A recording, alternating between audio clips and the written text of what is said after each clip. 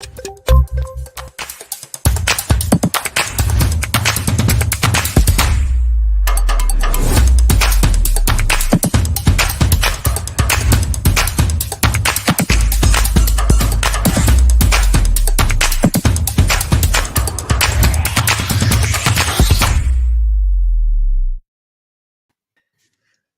everyone. Welcome to today's show. And if you are joining for the first time, this is part of our e-commerce series for which we meet every Wednesday at 5:30 p.m. Eastern. We pick one vendor or the solution that we review independently. And we always have a panel that is willing to share their insights and wisdom. For today, we have a very exciting vendor. It's another 3PL, similar to what we reviewed last week. This is called ShipBob. So we are going to have a lot of fun discussing that. Before we do that, we are going to start with everybody's intro. I am going to start with my intro. If you don't know me, I am Sam Gupta. I'm principal at Elevate IQ. Elevate IQ is the independent ERP and digital transformation consulting firm. I've been doing ERP and digital transformation implementations for roughly 20 years. And e-commerce 3PL conversation is always at the heart of it. On that note, I am going to move to Phil for his intro. Hi, Sam. Hi, everybody. Phil Kerper, Managing Director of Ringling Business Solutions, coming to you from rainy Wisconsin today. At Ringling Business Solutions, we help executive leadership teams align digital transformation strategy with their core business. And this one on how to handle outbound shipping in a 3PL is really a great topic to discuss tonight. And looking forward to the conversation. Thanks, Sam. Thank you so much for being here, Phil. And now, if you are in the audience and joining for the first time, make sure you guys send your questions and comments, and we love to see them during the show. We would love to respond to them as well during the show. If we cannot get to them, then obviously our panelists and I'll make sure that you receive your answers. So, Phil, I'm actually going to start with the briefing for ShipBob. I know you have done a little research as well, so I would love to hear your insights in terms of what your perspective is overall on ShipBob's capabilities. My perspective always, as I am looking at, especially the newer breed of 3PL, when they are trying to position their software capabilities. In ShipBob's case, at least they are not charging for the software. So at least you can tell that, okay, they are not a software company. In the last one, ShipHype, that we had reviewed, they were charging for the software subscription as well. But, this seems to be slightly more established 3PL. Obviously, there has been a growing trend of this overarching value of 3PLs, how much 3PLs are going to be beneficial. And obviously, ShipBob has received a lot of funding overall from the fulfillment perspective. That helps a lot of different e-commerce merchants, especially if you are not going to have the bandwidth, the capital to be able to manage the inventory, warehousing, by the way, know-how. That is equally important when it comes to operations. So, Phil, do you have any commentary related to briefing?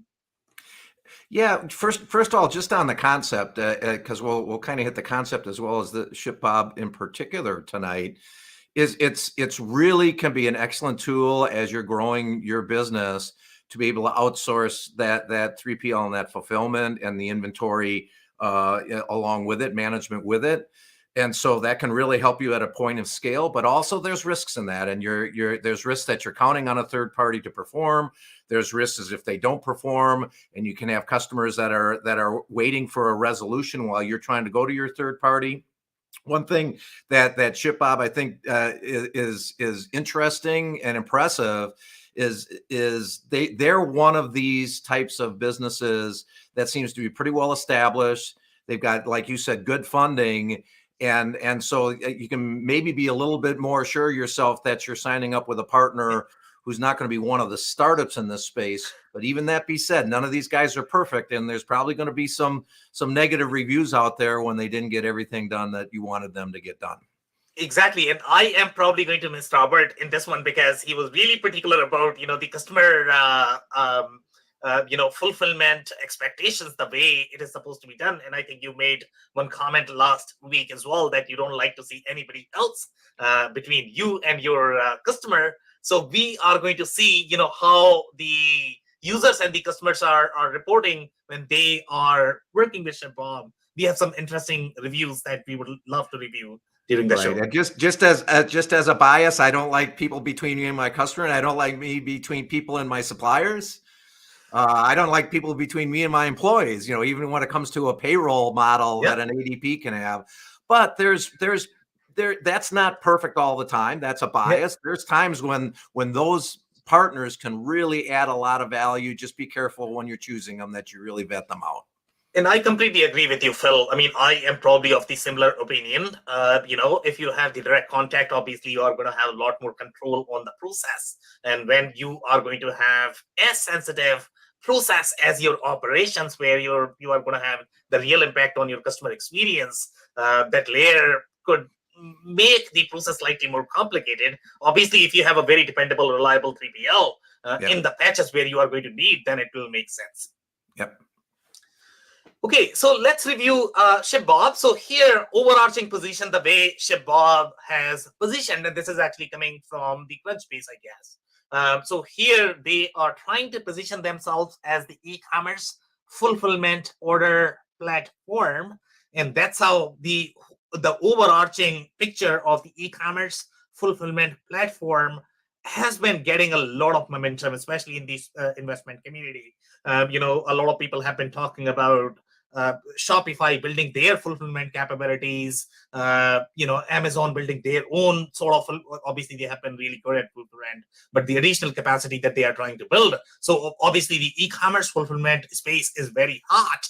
And that's probably the reason why they have received $330 million in the investment. That's a big deal, guys.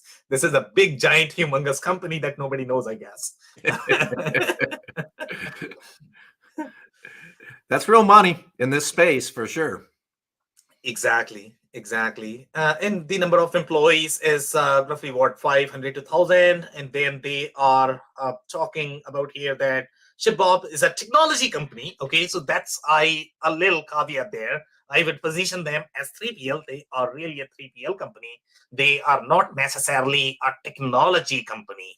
Okay, that fulfills, yes, the technology is going to be a big piece of what they are trying to do, but they are not necessarily a software company. They are really a 3PL company with very heavy tech capabilities that you probably need when you are working with the 3PL, but they are really a 3PL provider that fulfills e-commerce orders for direct-to-consumer brands and an end-to-end fulfillment solution. Then they are saying it software combines order and inventory management. I would be extremely careful there. Okay, so when you say order and inventory management, that is going to be only the orders and the inventory that you are shipping to them as 3PL for them to manage.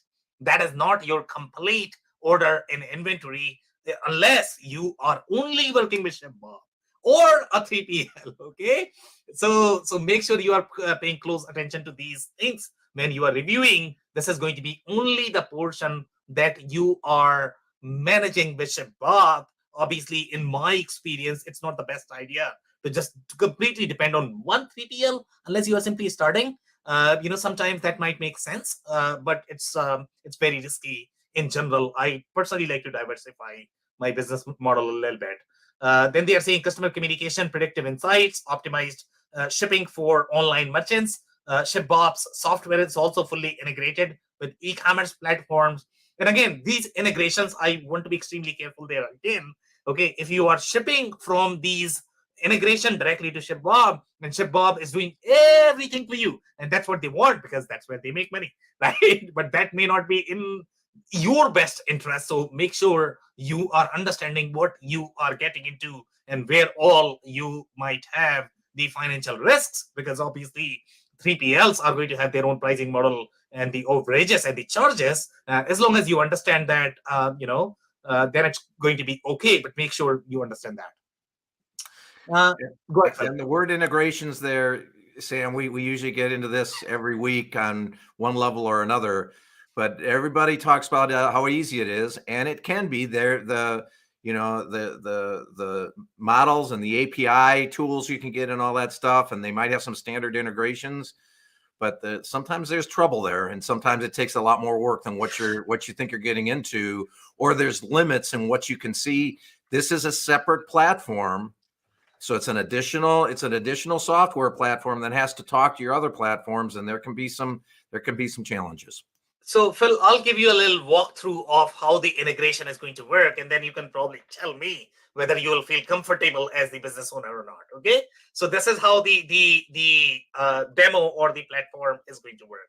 So inside your Shopify Plus platform, that is going to be your any e-commerce platform, right? Inside that, they have a bunch of apps that you can literally download the way you are going to download your any of the Apple apps or the Android apps. As soon as you hit, okay, app is in my instance, then obviously the app can communicate with ShipBob. That's how slick the integration is going to be. Now, here is the tricky part. Okay, again, when you are managing all of your SKUs and the inventory and the fulfillment, then it's going to be easy. And we have seen the scenario that an average e-commerce merchant is probably going to require 25 different apps. Okay, so how do you decide which SKUs go to ShipBob versus which SKU go to somebody else? So that's where my line would be that, okay, these apps are great, these integrations are great, but how do you draw the line between who owns the data and how the data communication is going to be between the systems, and whether that is going to be reliable from the integration perspective as well or not? That is always my concern when I think of this overarching architecture. Phil.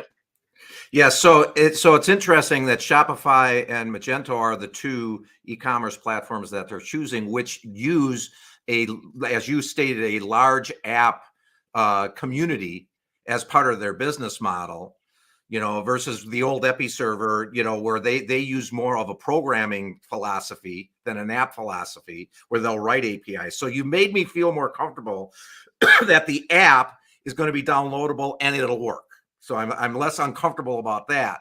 But you raised another point, which is that unless you're exclusively using those, and now if you've got a Magento user, or you probably have a lot of apps going on, there still is some real complexity there. So that part makes me a little more uncomfortable. Exactly. So I'll give you a little more walkthrough overall how the integration in your Episerver world is going to work versus the newer world.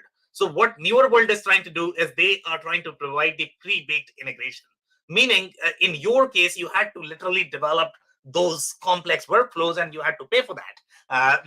He has to map them. Somebody has to map as per your business requirement so that the apps can talk to each other. But in this particular case, the integration is going to be pre-baked. The only challenge with pre-baked integration is always going to be you integrate based on certain fundamental assumptions. Okay, that is going to be how your SKUs are going to be structured, how it is going to be owned, who is going to be owning the data. Obviously, the way ShipBob is going to design the integration, it is going to be from their perspective.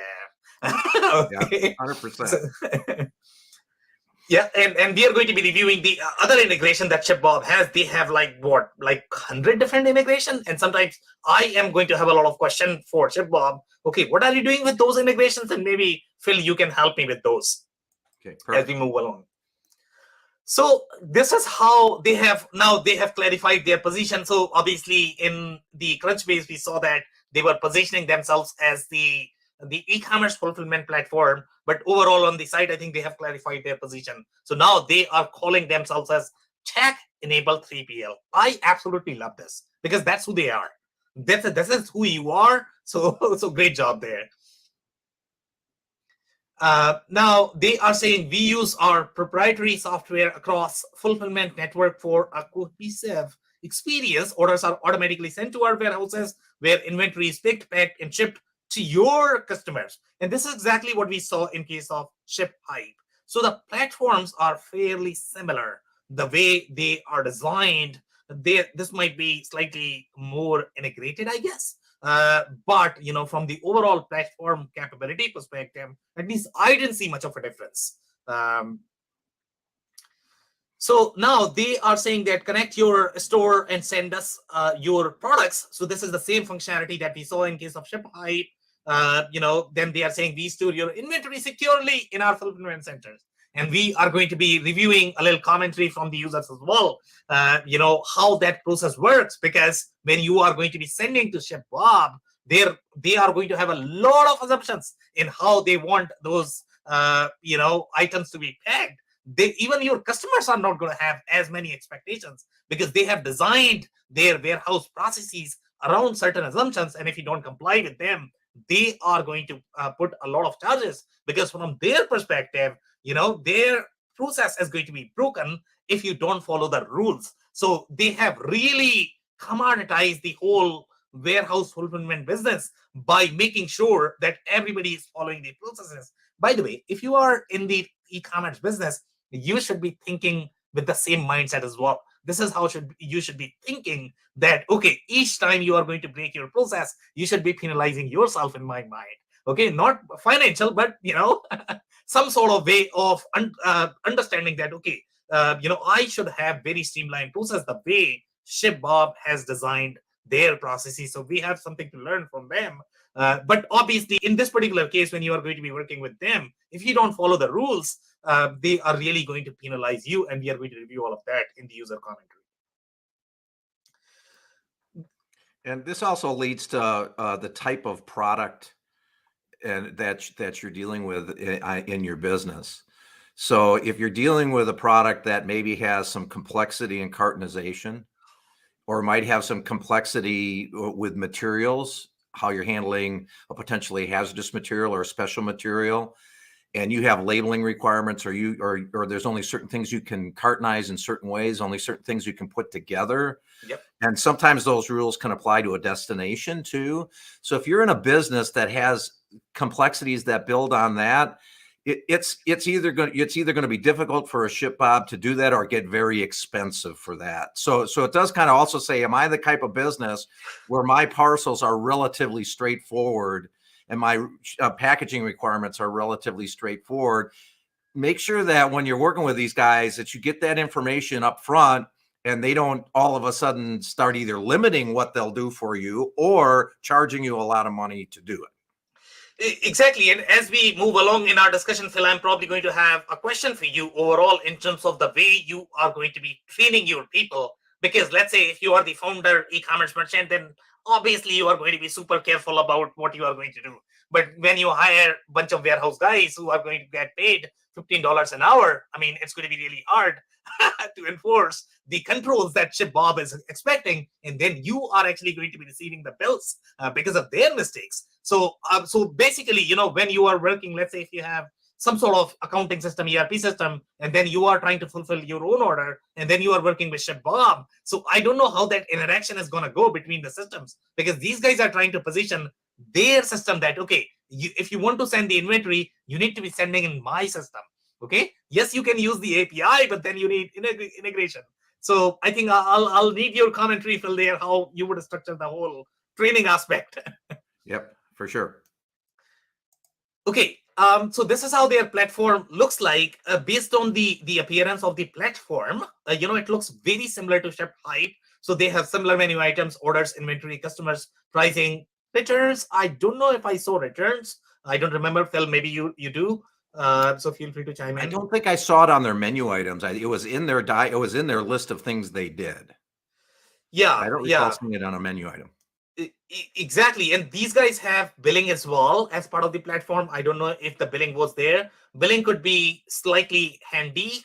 And the reason for that is because at least that is part of your workflow. You can see what charges you can compare, okay, what they charged last time, what they are charging this time. So you have traceability at least at one place. So obviously their platform is going to be slightly more built overall as compared to a newer player such as ShipHype.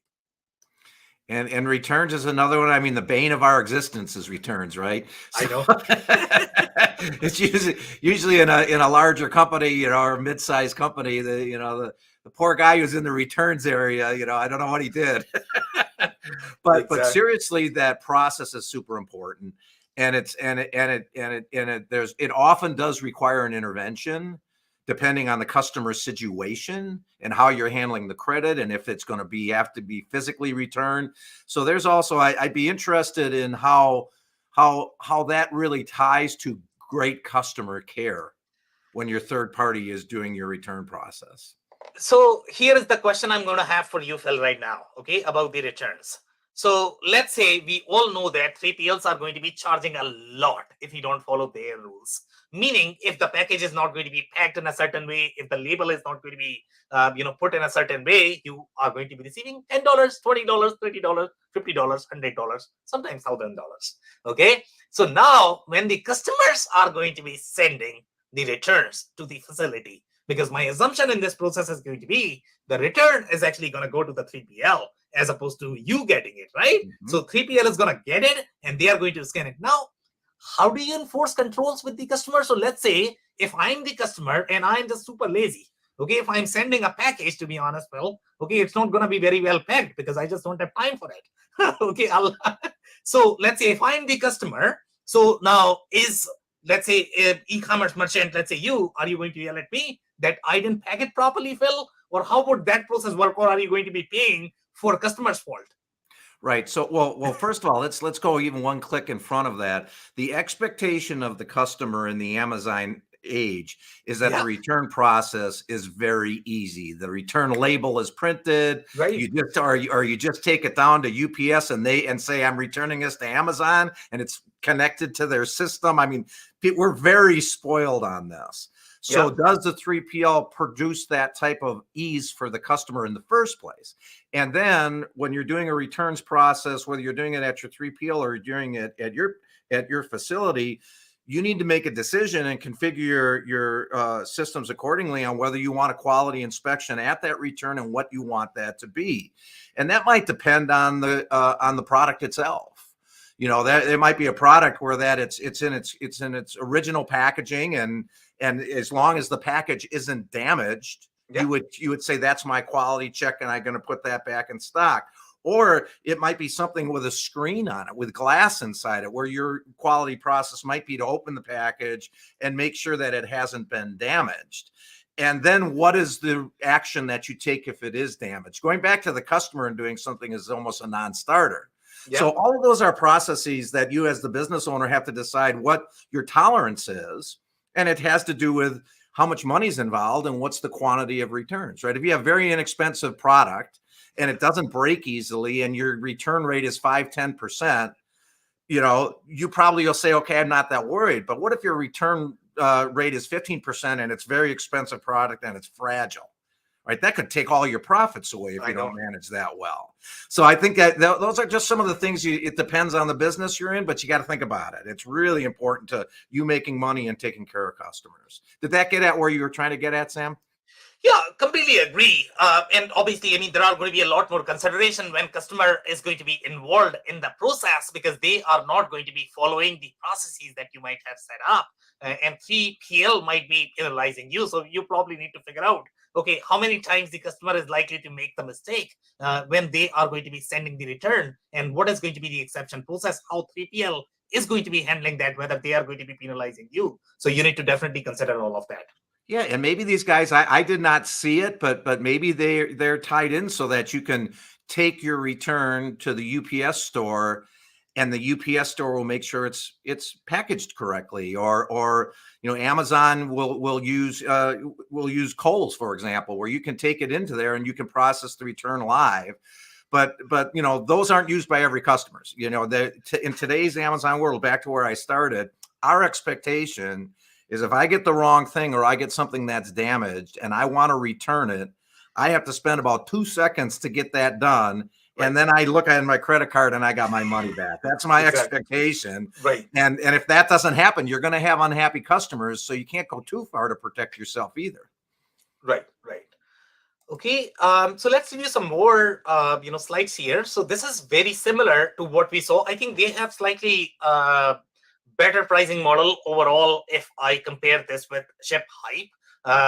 Just slightly more streamlined in my mind, just because they are slightly more established and they have, investors and advisors, and they probably are advising them that how they should be pricing according to consumers' expectations. So here they have the warehouse receiving order, and they are saying $25 for 2 hours worth of labor to receive inventory with WRO. Additional time is $35 man hour after first 2 hours. And again, I think Robert will find this slightly more expensive. I would probably find this expensive as well. But at the same time, you are utilizing a service, so obviously they have to make their margin as well. So $35. I don't know what is going to be the rate for temps when you get those, and I don't know how much guarantee you are going to. In this particular case, at least you have the business that you can count on, as opposed to a person, because when you are dealing with a person, you have all of those issues that go with humans. But in this particular case, you at least have some reliability. Yeah, I think this looks like a pretty well thought out number. I agree. It's probably very competitive with a temp force and cheaper than full-time equivalents, and so they've thought this through. But Robert did a nice job last week, and I did not have a chance to do this. But if you're looking at this particular option, do the total cost of ownership exercise. Find out in real dollars, what is this going to cost you every month, and what does that mean to your margins? Yeah, could not agree more. Thank you so much, Phil. So moving right along. So this is the send inventory functionality that they have. So when you are going to be sending the inventory, you are selecting the warehouse that you are shipping to. And then if you don't know which warehouse to send to, obviously they can send it to the default warehouse. And if that is not as per their rules, then obviously they are going to be penalizing you. And then you are going to be selecting the products that you are going to be sending. So you really need to know what you are sending. You can't just send them random products and then they are going to call you that, okay, what did you send? What do you want me to do with it? No, that's not how it goes. So you need to be really, really, really careful in these SKUs that you are going to be putting here and the quantity that you are going to be sending. And it has to be exact match in terms of the package that you are sending. So they want to know the exact content of what they can expect to receive. If there are going to be any surprises, you are going to get the overages on the chart. So just make sure you understand that. Right. And then two things on this. In the earlier slide, they said if you don't follow their rules, that they're going to put that inventory on hold. So they also have they also have a kick out that something didn't go right, and maybe it applies to your examples as well, that you didn't give them what they thought they were going to get. So you might have inventory there that's hold, and then you got to send it back. But what caught my eye was the lot arrow on this one, Sam. Yeah. And if they do have lot functionality, that gives you the ability to manage some nice processes, whether it's a FIFO process or whether you want to be able to understand in lot quantity and whether you ever need to isolate it, or you want to make sure that certain things ship first. If you have shelf life, that's the expiration date, I'm assuming. Yep. That's nice functionality. There's a lot of the basic warehouse management systems that do not have a lot of functionality when it comes to lot management. Yeah, so this is where I found it interesting as well. This has been my personal challenge working with 3PL. It's always that manual handshake that is going to be required. And in my experience, the way I like to think about lot traceability is, as soon as a 3PL is going to be involved in the process, the whole lot traceability breaks. Okay, even though people don't want to think about it, don't want to talk about it, but it's not as traceable as you would like. So here, the way this is going to work, these are not really the way you are going to be managing your lot numbers. So what you are doing here is you are sending the inventory and you are sending the specific lot numbers along with their expiration date. Now, when you want these products to be shipped to the customer, you are going to be instructing these guys that, okay, these are the lot numbers that I am trying to send to this customer. So make sure you don't send anything else. So that's the full traceability. In my mind, they are able to do that. But traditional 3PLs always struggle because you are going to get a paper. These are lot numbers. Now, where are those lot numbers? It's all over the place in the way I have seen in the traditional processes. 100%. So that's different than what I expected. So the client is setting up the lot, if you will. And then the question becomes, does this particular 3PL, are they managing inventory locations that also include a lot identifier, right? Yeah, and that's going to be my expectation because they are a 3PL. So they are managing, okay, these are my SKUs, and that's why you are sending them the SKUs. That's how they know, okay, which SKU to store where. So obviously the SKUs are going to be tied to bin location, and then they have the lot number and the expiration date. So they are managing all of that for you, and then they are going to be releasing those lot numbers as per the expiration date, the way you want to set up. But again, this is all 3PL exchange. The whole intention here is not to manage your FIFO processes, not to manage your own overarching inventory. That's not the intent here. This is all 3PL. Yep. So here, we have some more functionality here. For example, inventory transfer, product history. This is all 3PL. Whatever you are managing with ShipBob is what you are looking at. So I think that clarity needs to be here. This is not your inventory platform. This is the inventory platform for the inventory that you are managing with ShipBob.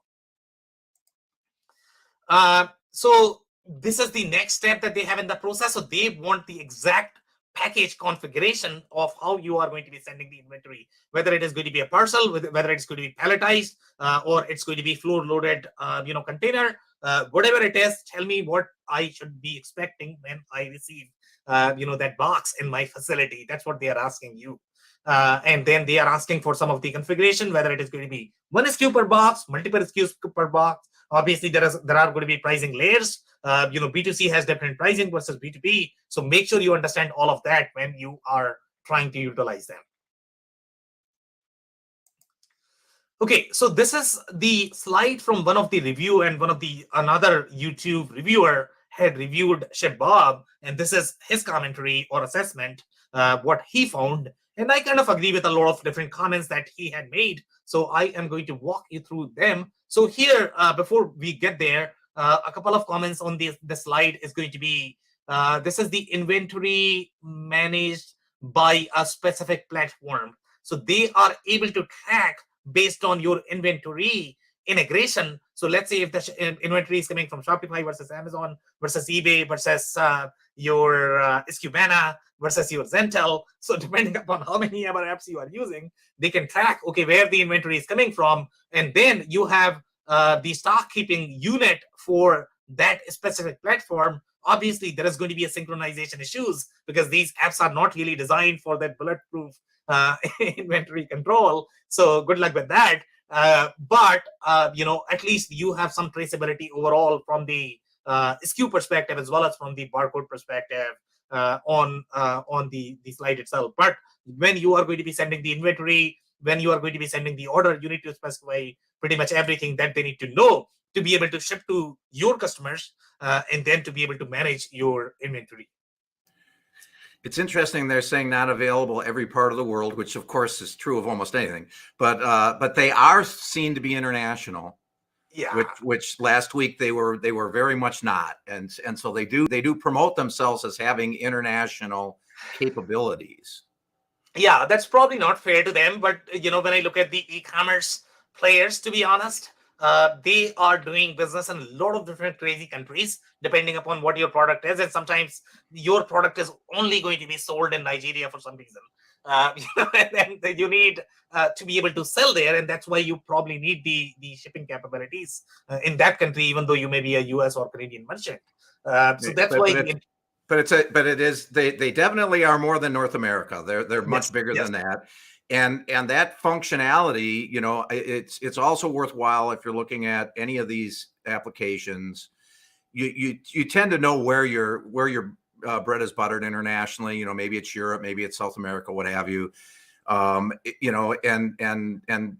double check their localization abilities there and any limitations they have there, and whether they really understand the rules in order to do that exporting of goods. It's not brain surgery, but it's detailed. Right. So, Phil, I'm going to have a question there on that comment to you to make sure that our listeners are, comfortable with that comment.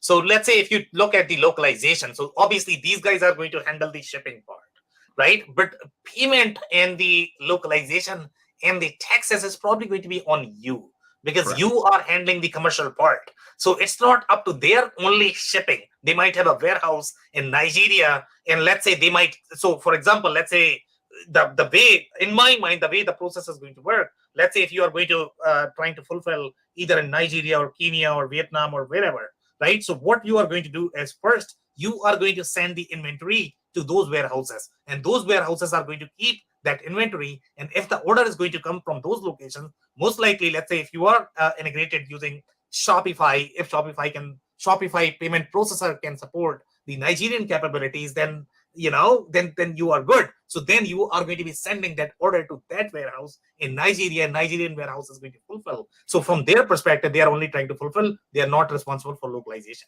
Right. So I probably didn't say that perfectly. So as far as the business processes, doing the orders, collecting, the bills, making sure your product is certified to be able to be sold into that country, all that type of stuff. ShipBob isn't taking any of that for you. Where I maybe misunderstood their business model is, let's say they have a DC in Nigeria, but you're keeping your inventory at their DC in Atlanta, and you take an order from Nigeria. Are they shipping that order to the DC in Nigeria and then covering the last couple of miles? If that's the case, then they have to deal with the import-export rules of shipping into that country. And that I would believe would be on them. So I'm not sure that's their model. Or if I'm shipping it directly to the DC in Nigeria, I got to think about that a little bit then, because I'm now making a decision to how much inventory to put up in that third-party warehouse half a world away. Exactly, but in my mind, that's what they would want, because it's just much easier. Because if they have to clear every single shipment from the import-export perspective, good luck with that process. Because you might be selling for $5, and then every time the shipment is going to be stuck, and 5 people are going to be involved in the transaction. Oh my goodness! You can open. They could business model that and charge for it. I mean, it's not. Again, it's not the once you know how to ship into Russia, or how to ship to and how to make the money work and how to make the shipments go. It's a repetitive exercise, or how to ship into the UK, but it takes knowledge. But yeah, if I'm the client and I'm saying I want to put X amount of inventory into Nigeria and let them be my 3PL there, then it's easier for them. I still have to make sure that I understand all the business components of that. And at the end of the day, it's my inventory. And then what happens if it doesn't sell, and all of those types of things. You got to think things through, because that's a lot more cost to undo what you're setting up than it is to just set it up in Atlanta. Completely agree. SNOP is probably going to be a big component of that. So those are some interesting details that you should be thinking about when you are exploring all of this. So some more comments here. So I definitely agree with the assessment that no monthly app fee, and which is fair as well. I can find ShipHive to be fairer, to be honest. You should not be charging for the app. The app is really for you. Okay, it's really a customer portal that you're exposing. Why would you charge for a customer portal? That would not make any sense. So yeah, I really like the other thing that I really like about ShipBob is going to be shipping in your own container, and which is a far more tricky process overall in terms of shipping. But you have far more control, that you can at least control the contents in the package, so that they are not complaining that you didn't ship it correctly. And here, the only thing they are doing is they are literally sticking the label.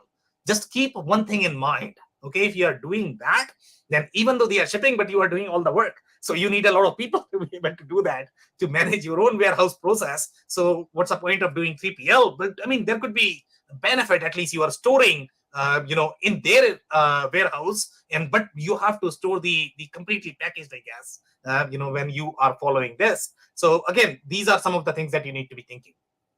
Yeah, I thought that was a really interesting one, because it's unique and it's cool. And you say, okay, I'll do my own pick and pack. I'll make sure everything's good, and then I'm gonna ship it out to someone else to fulfill. Well, I'm putting, I guess I'm shipping them LTL shipments, and they're doing the individual packages. Maybe there's math that works there, but I mean, I'm paying a lot of money to have someone throw a label on a box. Exactly, that would be my concern as well. Yeah. So a couple of more points. I think this is all good, made for e-commerce. I mean, they are really designed for those D2C business, and they're extremely clear in that. So you are looking at very fast-moving goods. Easy and fast setup, some BS. I don't care for that. Automated fulfillment, generally fast shipping, excellent customer support. Okay, good. Okay. So let's move to the next one. So here they are saying fulfillment cost. They are saying B2C orders with 25 items or less. So they have a very different pricing model overall. So they are really, favoring the shipments that are going to have the fewer items. So if you are going to be B2B, you are probably going to be paying a lot more, just because of, I don't know, I mean, see how they are going to price. Maybe B2B has far more effort in terms of managing the transaction, but B2B are not going to have as much volume, but they have to charge them. So that's why they are probably going to have different pricing.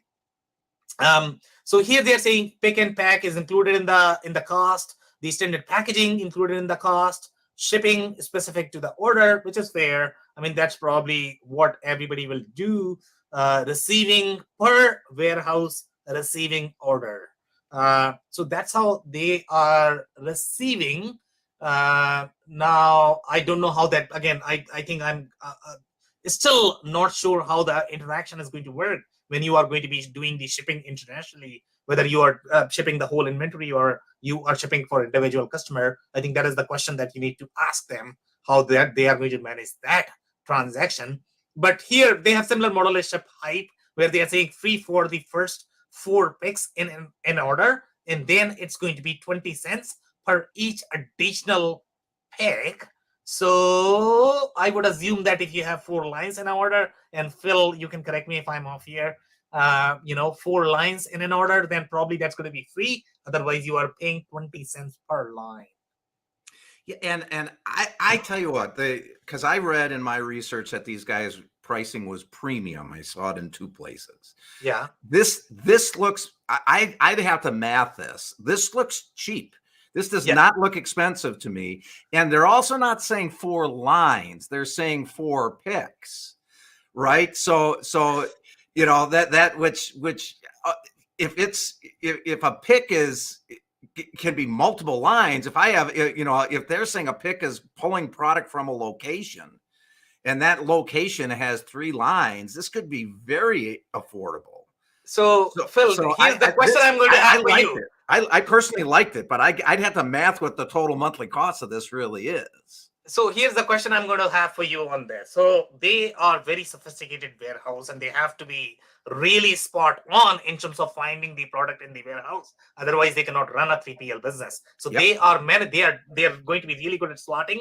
They are going to be really good at managing the bin locations inside the warehouse. So my assumption, and you can correct me because you have far more background in the warehouse than I do. Okay, so my assumption is going to be each of these SKUs are going to be mapped to a bin location. So now when you have the sales order, if I'm going to have 4 lines, I am picking from 4 different locations. Would that not qualify for 4 picks when you have 4 lines? Or is that going to be just 1 pick? Because now you are picking from... A pick may be a line in this particular example, but it's weird they call it a pick. But you're exactly right. They're going to have extremely sophisticated mapping of the warehouse, and they're going to have a very efficient pick process where that they're not wasting any steps, whether it's an automated pick process, that's robotic, or whether it's people based that are having to walk somewhere and pick something and put it somewhere. It's going to be extremely efficient. And so, and from my chair to charge free for 4 picks, whether they're lines or picks, and then to have 20 cents per additional pick on an order is inexpensive. So they better darn be efficient, because that is not a lot of money. Yeah, exactly. And by the way, for B2C orders, I don't know how many customers are really going to be ordering more than 4, to be honest. So I think it's a very friendly business model. In general, probably it's going to be free. I don't think in the B2C model, you're not going to have 10 lines. It's in my mind, it'll be rare unless you are buying grocery, I guess. Yeah, I would agree with that. It's not a B2B model where you're going to have long pick lists. A B2C model, you're going to have limited lines, and also they're not in a back order position because they're not going to allow a pick list to hit the warehouse floor unless everything's on the line. Yeah. So there is some simplicity here for sure because of their model. Okay, amazing. So some more things about the pricing. I think the pricing is very fair overall. I mean, that's going to be my assessment. And Phil, I think you are agreeing with me. And obviously there are going to be some surcharges for the getting the B2B large orders, which is fair as well. I mean, everybody does that. So I completely agree with the pricing, and I like the pricing, the way pricing is done. Now let's look at some of the integrations that they have, and some of the ones are really crazy. For example, you have this one, I don't know whether you are going to pronounce this as Gorgias or Georgius, or I don't know how they do it, but that is going to be the leading customer support tool now integrated with ShipBob. So now the question I'm going to be asking here is going to be, okay, why am I integrating my customer support tool with ShipBob? That's too much integration in my mind. And this is the same comment I'm going to have for a lot of different integration, unless, Phil, you can convince me that no, there's going to be a value in these integrations, and I just don't know why they are doing these many integration. The other one is your extra head of operations into accurate forecast for your business, which is Coxie. Okay, so now this is guy is, they have designed an app which can replace Phil Kerper for some reason. It's going to be head of operations, and they are going to be doing all of the computing that you are going to be needing. So Phil, I don't know, Amisi, what do you think? I mean, these integrations are useful, not useful? Can you see them being used somewhere? So that I'm not going to say I'm going to be able to be expert, give you expert on that. The Georgia's software package integration. I mean, that I know of it. I mean, that's aimed at e-commerce business models. Maybe there's something there that helps with customer experience if you look closer at that. Maybe they're integrating that because it takes away a step in order to get good customer service by having customer information that's sitting in their side of the house. But I would have to look at exactly what they're integrating there and what functionality they're trying to get by having those two talk to each other. Right. So in my case, let's say if I'm the e-commerce merchant, so I'm going to have Shopify, I'm going to have my Shopify and ShipBob integration. And then I may be utilizing the Georgius. And then, in that Georgius, I'm going to have some customer service data. So I am sending my data from my Shopify, and then I'm sending from them and from so many different apps as well. So that's where my concern is going to be, okay, what all touches am I going to have with ShipBob when I am going to be interacting with them? But seems like they can integrate with a lot of them overall. So at least they can gather a lot of data that you are going to be needing inside your ShipBob platform. So here you have some more platform. Shopify Plus makes complete sense. BigCommerce, WooCommerce, amazing, love it. Okay, then you have the Backer Kit, which is the automate fulfillment for. This is the crowdfunding one, which is a completely different process than your e-commerce. This makes sense. You should have that. Okay, Happy Returns, Loop Returns, Returnly. Now, since they are managing the return, if you are managing a separate platform that does not go through Shopify, okay, probably makes sense. Okay, that's why they are probably doing that. Then you have the Brightpearl, Zentel, and these are some of the tools that we have already reviewed. Then we have Fulfill.io, and they are slightly more inventory management tools. Cubana. Then you have Sin7. All of them are doing some sort of inventory. And you are probably going to be using one. Sometimes you are probably going to be using 2 or 3, which is crazy in my mind. But they can integrate with all of them. Yeah, that's an impressive slide, Sam. Yeah, I mean and the 3 returns. We talked a little bit about how returns can be a messy part of the business. They got 3, pretty established platforms on the return side. So that's impressive. That's a lot of functionality. They're partnering with some really good brands and I'm sure really good companies. But remember, it's just like you said, you're creating an ecosystem with a lot of different pieces of the puzzle here. Exactly. So some more integrations here. So we have the shipping integration. So obviously now I get a little confused here. Okay, so now if these guys are actually doing the shipping, then why am I integrating with another shipping software? Okay, now I get it. Okay, so they probably are integrating because they have to, let's say if you have your own account that you need to be utilizing so that they can ship for you, I guess then you will be integrating. I don't know. I mean, it could be all over the place in terms of how the integrations are going to work, but seems like they can integrate with a lot of different, shipping platform as well. And I don't know if this perspective is really from their perspective that they are integrated with all of this so that they can ship for you versus your perspective, because you are going to have your own account you are going to have your own rate, but sometimes you are going to be working with 3PL. And I don't know if they provide the flexibility in using your account. Can you do that? I don't know. Yeah, I that's pretty basic stuff, right? I mean, most companies, they'll, if the customer has if you have a larger customer and they have a UPS account that they want you to use, that's pretty basic functionality. I got to think that you can use your UPS account or have some flexibility there to, on accounts, but typically that's B2B. So again, I got to think B2C on this. I'm baffled on this one a little bit with you, Sam. I'm not real sure what an integration with UPS does on this one. Exactly. And then you have ShipStation. Is that ShipStation listed as an integrated partner? Exactly. I mean, in my mind, that's a competitor. Isn't that a competitor? Right, exactly. That would be my assessment as well. ShipStation is almost the same thing as these guys are. I mean, they're all direct competitors. I have no idea. I mean, this is where I get confused that it could be all over the place. I don't know why they're integrating, but okay, they have that flexibility. You can utilize ShipStation as well. Let's say if you like ShipStation's shipping rate, and that's probably the reason why they are probably integrating with them. Okay, some more integrations. Okay, the whole Shopify and QuickBooks is all about apps and integration. Yeah, so here you have a bunch of crowdfunding platforms which they can integrate, which is a nice thing, in my opinion. If that is going to be pre-integrated. Some of the text ones, obviously, that's a big deal. Text needs to be integrated anyways, even in case of your ERP. So I like that. Let's look at some of the reviews. So here, the first review that we have is coming from the user. So here the user is saying, I work full-time in banking and still run a company on the side that generates a lot of orders that need to be pre-packaged and shipped. Now, there are a lot of e-commerce merchants, to be honest, okay? They are in this situation. For them, this is awesome, okay? You cannot get a better deal than this, okay? Because you just don't have to worry. You don't have time. You don't have bandwidth to worry about the operations. So for these guys, it's just wonderful, even if you're going to be paying a little bit more, because obviously you are able to work full time. You are making far more money. If you were doing this yourself, I don't know how you are going to feed your family with those $5 e-commerce transactions. So here they are saying the app works well, but nowhere near as good as the online site. Please do not compare this with online site. It is not meant to be online site. It's supposed to be a customer portal for a 3PL provider. So treat it as that way.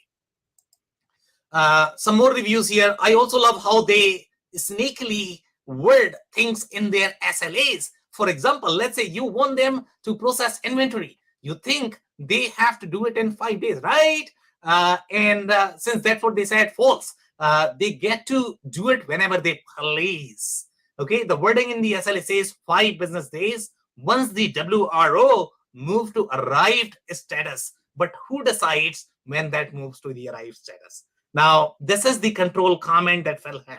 Okay, when you are not going to be controlling your own shipment and the warehouse, you have no predictability in the process when your customers are going to be receiving the order, and you have no control because nobody is going to be responding to you. In fact, I mean, if we have reviews from their support as well, that their support is not reachable. The only support that they have is going to be email, and they respond after a day because obviously they are trying to please 50,000 customers that they might have. So obviously you are a very small fish for them. So make sure you understand all of those issues. So even though 3PL could be great for a person who is working full time, but it is probably not great for everybody. That complaint surprised me, and first of all, I'm not surprised it's in the SLA. If they got to check it in, onto the dock, they got to have a verifiable thing. But the only thing I can think of is it arrives at their dock and it takes them days to process it into their inventory. That doesn't make any sense for a well-run warehouse. You're not leaving stuff in your receiving area without checking it in and having its arrive status be in system. So I was confused by that one, and maybe I just don't understand that one very well. So we have the consistent trend in the review that there is a delay overall in terms of the customer shipments. So a lot of, it's not just one user. There are at least 40 to 50 different users that have reported this problem. And I'm shocked as well. When you are going to be so well invested, that's not making any sense to me, to be honest. They're not making any money with the material sitting on the dock. Yeah. It just doesn't make sense to me. But like you said, there's something wrong with their receiving put away process, clearly. Yeah, and they must have a lot of busy warehouse, I guess, and then they are probably just taking time to process, and something is happening that I cannot figure out. Yep. So here they are saying $50 a day for not having the right label on it. Can you believe that? Now that's a lot of charge for the $5 good that you might be shipping to your customer. Uh, here they are saying I literally left a message saying that they were sending out the wrong packages. Can you believe wrong packages? Okay, now that's a big deal. And I have seen one comment where they actually shipped a competitor product. Can you believe this? Oh. That one hurts. That's really bad. Okay, so here the user is saying slow ship time, lost shipment, dirty inventory. Can you believe this? Okay, we have lost customers as a result of ShipBob taking too long with shipping out orders. And by the way, this is somewhere in 2021, 2022. These are all latest reviews from a very trusted site that we all trust. Phil, this is the site that we use all the time. So I got to wonder why Susan W. has been using these guys for over 2 years if this is what they're doing to her. I don't know. Probably she does not have any other choice. Maybe the other videos are really bad, worse than this one. That could be a possibility. But that's a good comment. Thank you so much, Phil, for that. 2 weeks to ship some orders out. Customer didn't receive their shipment. Some of our inventory were left in worse condition than we shipped them. Can get dirty. Okay, some more reviews. A good tool, but the fulfillment is a different story. So they like the software, but they don't like the fulfillment. Products stolen from the warehouse. Competitors, goods shipped, etc. Used daily for 6 to 12 months. So these guys did not use for 2 years. Well, it's missing some features that one would need when managing stock, like a quick way to view historic product count. Okay, some features they are complaining about. That's okay. I would like to see better and simpler integration. Now you're complaining about the integration. They already have too much integration. Okay, connecting store is not a seamless experience, I guess. Then some more, they removed all shipping options and rules and instead put something in place. So they actually changed the whole shipping strategy. So here, this is a real concern. So let's say if you might have your conversion rate based on a certain shipping options that you are offering to the customer, but if your 3PL is going to change those, that's it, your conversion rate is gone. Okay, conversion optimization rate is gone. So that's what the user is complaining, that their conversion rate dropped from 4.6% to 1.3% during the time that our shipping options were affected, and they did not offer any sort of answers in terms of why they removed that. Again, going back to what Phil's assessment was overall in losing that control, and that control is really important. So Phil, I'm actually going to open up for the commentary now. Yeah, and on that last one, I'd also say that one was weird to me, because you would think that would be covered in your contract documents, where that smelled like a bait and shift switch, and that they're all of a sudden changing the terms after you're in on them. But those are a couple scary comments. But I still thought, even with those negative comments, there's a little bit of, even the best of these guys, not an easy thing to do, is to manage that 3PL front end of these businesses, especially one kind of small client at a time, if you will. Yeah. They got some great functionality, it looked like. They obviously got good funding, so at least you're partnering with someone who should be relatively well funded. I agree. But I think you said something early, Sam, that I would echo, and that's all the eggs in one basket. Test drive these things before you put your whole business anywhere like this, where you're not in control of it, and make sure that that what they told you is what's true, and make sure that when you experience some bumps in the road, which there are going to be some, that there's someone that responds to you and cares about your account, that you don't end up in limbo, which was kind of underlining some of those comments as well. Yeah, I completely agree. So Phil, I do have a question on the contract comment. So can you be that specific in terms of providing, okay, how many shipping options am I going to get as part of the contract? Have you seen if any 3PLs are going to write, okay, I am going to give you 5 menu, but tomorrow, let's say, if I need to remove an option, because I may have obligation to my vendor partners, and they might remove that, and that could be the reason why I am removing that shipping option, right? So they could have their own contractual obligations, and that could be the reason why they might not be as specific on the contract. So in your experience, do you think that could be a reasonable ask to ask them, would they? Right. Well, you can. So let's say you ask for some assurances in your contract, and they say we just can't do that because because of other issues. It's just not our policy, or we're tied to other agreements. We have to have some flexibility. You can at least negotiate a notification period.